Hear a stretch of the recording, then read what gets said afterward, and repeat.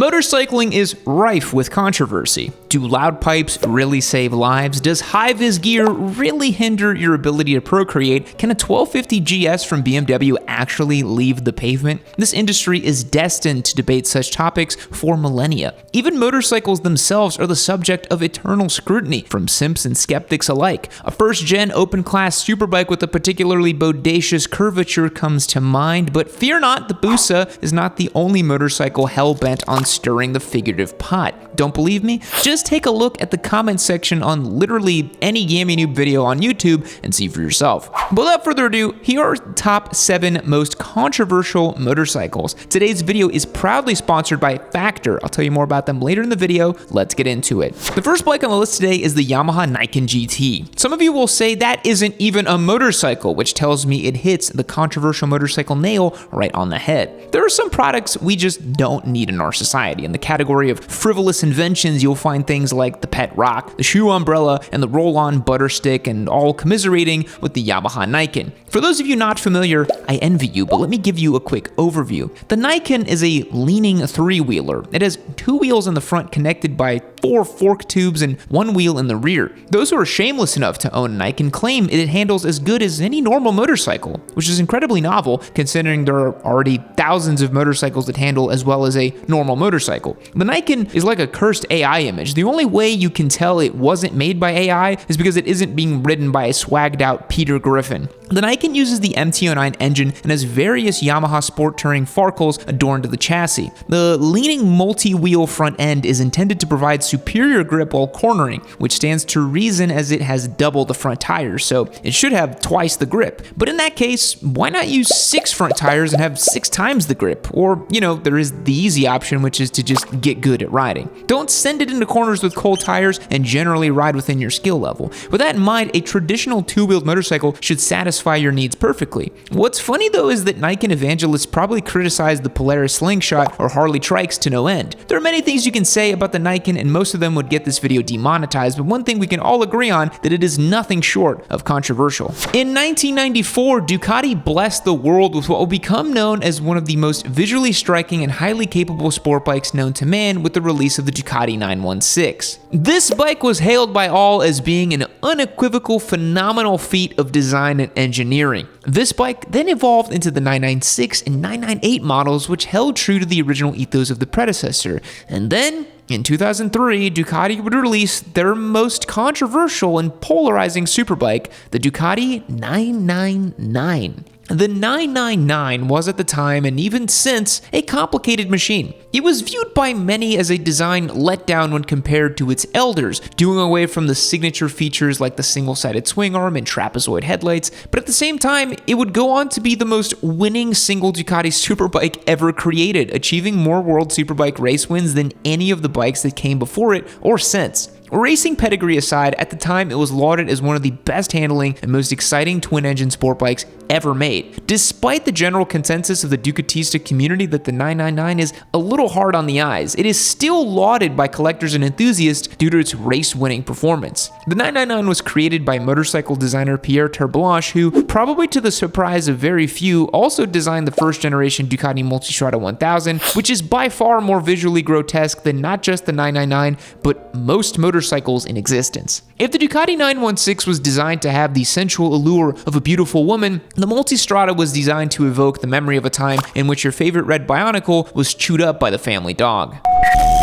It's not always easy being the adopted father of over 1 million squids in the Yamaha kingdom. We've got to make all the video content, orchestrate all the exciting motorcycle giveaways, and not to mention wage eternal war against the anime posted in our Discord server. But thanks to Factor, my life has gotten a little bit easier. Whether I'm busy with travel or grinding out personal bests at the track, Factor has taken the guesswork out of finding fresh, dietitian-approved meals so I can spend more time bottle feeding my catatonic Hayabusa and less time cooking. No matter matter how busy I am, I don't have to sacrifice my lifestyle for the sake of convenience. Factor provides fresh, already prepared meals that are ready to eat in just 2 minutes. You can choose between all sorts of dietary options, including vegetarian or keto, but I opted for the Chef's Choice package, which has been far better than any takeout dinner or frozen meal from the grocery store. Meal plans range from 4 to 18 meals per week, and you can add more or reduce the number depending on your specific needs. Plus, you can easily skip a week if you need to. If you want to make your life a little bit easier so you have more time to practice your dank nooners or wrench on your wretched project bike, I encourage you to check out Factor. Head to factor75.com or click the link below and use the code YAMMY50 to get 50% off of your first factory box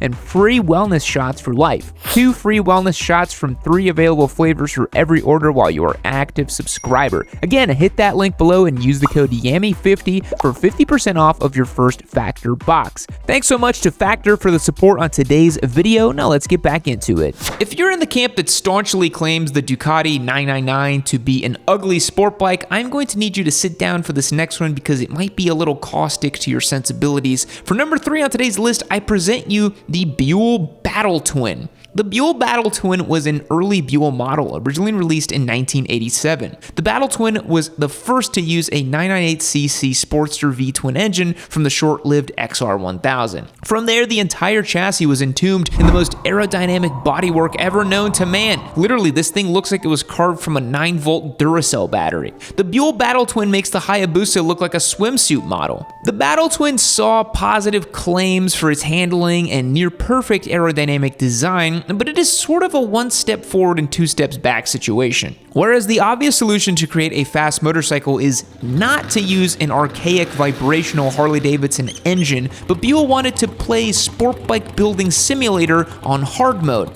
The Battle Twin name was implied to mean the motorcycle was going to fight against other sport bikes on the racetrack, but the real battle was Eric Buell against himself, as he was about to embark on a 30-year war engineering complex solutions to an incredibly simple problem. Sportster engines just don't make power.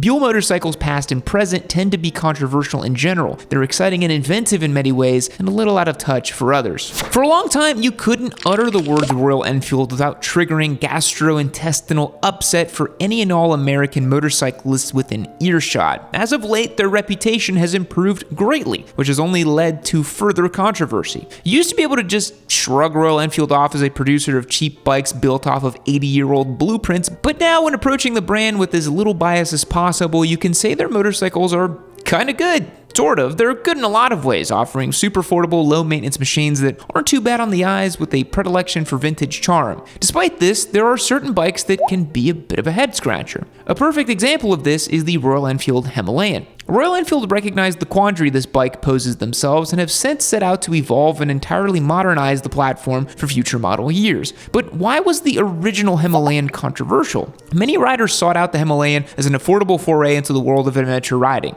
Therein lies a major problem for the Hemi. Many adventures involve riding on the freeway, and this bike has just 24 horsepower at its disposal. Just the mere mention of the Himalayan on any sort of dual sport or adventure forums will send other riders into an emotional tailspin. Their outrage isn't entirely unfounded, as for the very same or similar price, you can get many other motorcycles that would do most things better. You can instead get a CRF 300L Rally, a used DRZ with some bags, or spend a little more and get a Duke 390 Adventure, but Himalayan riders love to stand by their machines and award them the praise of a fantastic do-it-all machine that is too heavy to be good off-road and too slow to go on the freeway. From what I saw during my testing of the brand new Himalayan in India last year, the new model is a big departure from the original platform, but that makes it even more controversial because now you have original air-cooled Himalayan simps and the new age liquid-cooled Dragon into the Future Himalayan lovers, and now it's a whole other controversy in and of itself. And time will tell if it's going to stay that way. Since we're on the topic of fearing global manufacturing, you can't talk about controversy within the motorcycle industry without touching on the Chinese boogeyman, CF Moto. We all know CF Moto as the Chinese-produced KTM-partnered motorcycle company who has been on a mission to take over their corner of the market. market. They build incredibly affordable bikes with high quality components and tons of features. There was a lot of skepticism when the brand first broke into the motorcycle manufacturing after decades of off-road vehicle production,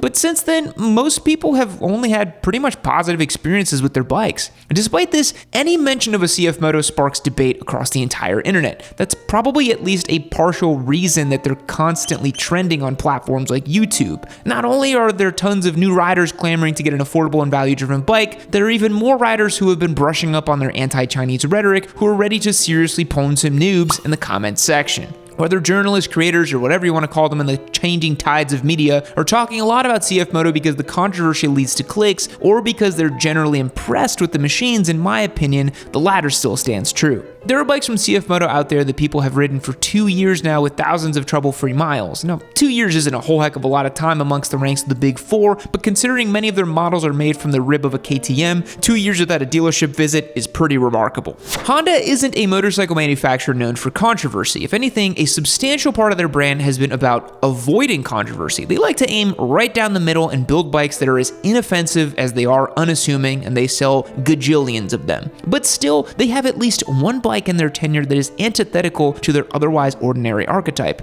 Honda is, of course, known for the Goldwing, their sport-touring monolith that has gone completely beast mode in the last decade. From 1997 until 2003, they used the same engine and chassis to build the Valkyrie power cruiser, and for one fateful year, Honda produced 3,000 units of the Honda Valkyrie Rune. The Rune was sold for $27,000, but cost Big Red over $100,000 each to produce. The Rune was an exercise in motorcycle nihilism. In reference to the development of the bike, the project leader Masanari Aoki said, and I quote, "No performance goals, no distinct function, purchase price not a consideration. The Rune is, by most people's standards, a bizarre and strange looking motorcycle. The style is sort of reminiscent of a Niken that fell on the floor and your car melted in the sun. And despite this, they are still sought after and praised by collectors with an interest in the avant-garde, almost Dadaist identity of this motorcycle. Apparently, Jay Leno has 3 of them, including the very first one produced by Honda.